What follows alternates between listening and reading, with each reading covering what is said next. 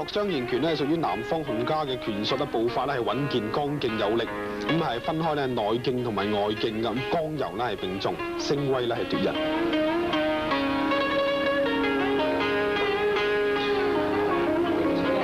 咁趙威師傅除咗獲得呢個85年中國武術國際賽嘅2等獎即係亞軍之外咧，另外咧佢亦都係以往亦都係參加過呢個全國賽。喺南拳方面咧，係經常咧係獲得呢個獎項，包括咗攞過全國嘅冠軍咧，以及咧係亞軍嘅位置。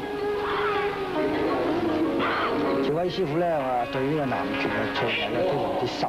你睇佢，好似聽講阿杜生師傅，好似話佢話55歲啦。哦，你睇下55歲56添啦。你睇下佢啲因為佢打南拳打得好，所以你睇佢啲肌肉嘅呢個運勁啊、發展啊，亦都非常之均勻，能夠保持呢個身形確係唔簡單。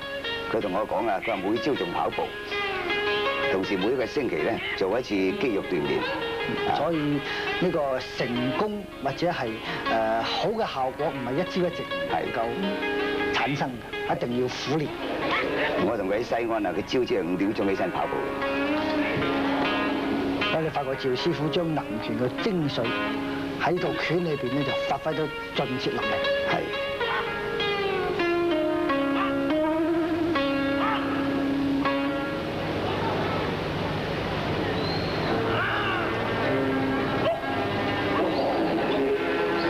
呢隻學型啊！係啦。